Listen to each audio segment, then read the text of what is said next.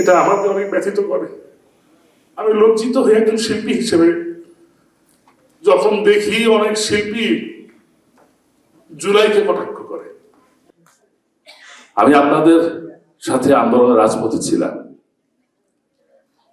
যারা শহীদ হয়েছেন, আমি শহীদ হইনি বলে আজকে এখানে দাঁড়িয়ে কথা বলতে পারছি, কিন্তু আমার বাকি জীবনটা আপনাদের জন্য, আপনাদের সাথে কাটিয়ে দেওয়ার জন্য আমি আজকে পণ করে গেলাম।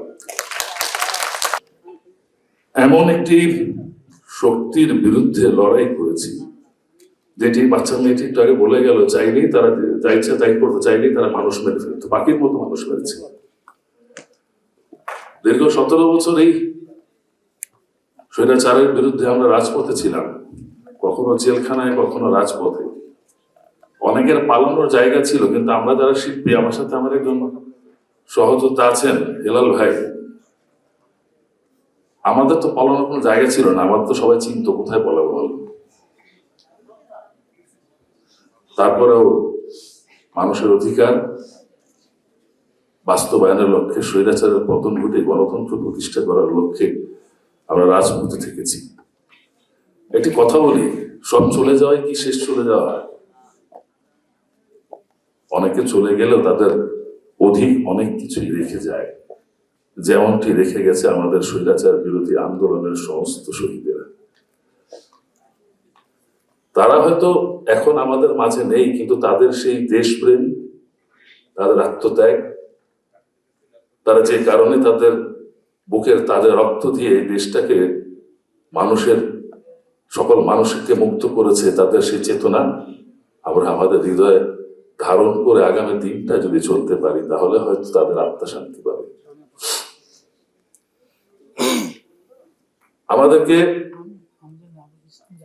আমাদের প্রতিজ্ঞা দুর্নীতি মুক্ত বাংলাদেশ, স্বৈরাচার মুক্ত বাংলাদেশ।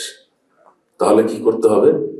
আমাদের নিজের মনের ভেতর থেকে স্বৈরাচারকে দূর করতে হবে, আমার নিজের মনের ভেতর থেকে দুর্নীতিবাজকে দূর করতে হবে।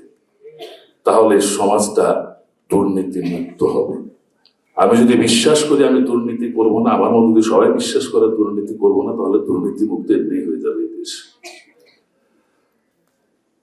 আমি আপনাদের সাথে আন্দোলনের রাজপথে ছিলাম।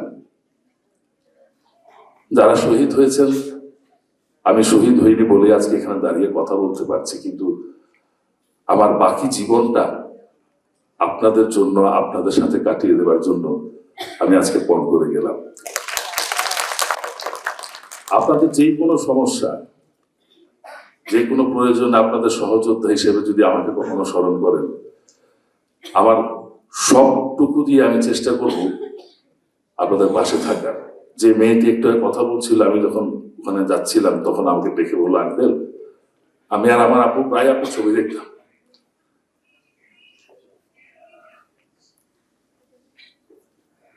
আজকে তার আপু নেই, এটা আমাকে অনেক ব্যথিত করে। আমি লজ্জিত হয়ে একজন শিল্পী হিসেবে যখন দেখি অনেক শিল্পী জুলাইকে কটাক্ষ করে। আমি ধিক্কার জানাই তাদেরকে। কি ধরনের ব্যাখ্যা দেয়, কি কথা বলে। একটা শিল্পী কি এতই সোজা একটা শিল্পী হওয়া? যার ভেতরে আবেগ নেই, চেতনা বোধ নেই, যার বিবেক কাজ করে না, সে শিল্পী। সো কেউ না থাকুক, আমরা তো আছি, আমি তো আছি, হেলাল ভাই আছে, আমাদের মতো অনেক শিল্পী আছে যারা দেশের পক্ষে, দেশের জন্য, দেশের জনগণের জন্য, আপনাদের জন্য সারাটা জীবন দেয়। দোয়া করবেন যাতে আপনাদের সাথে থাকতে পারি।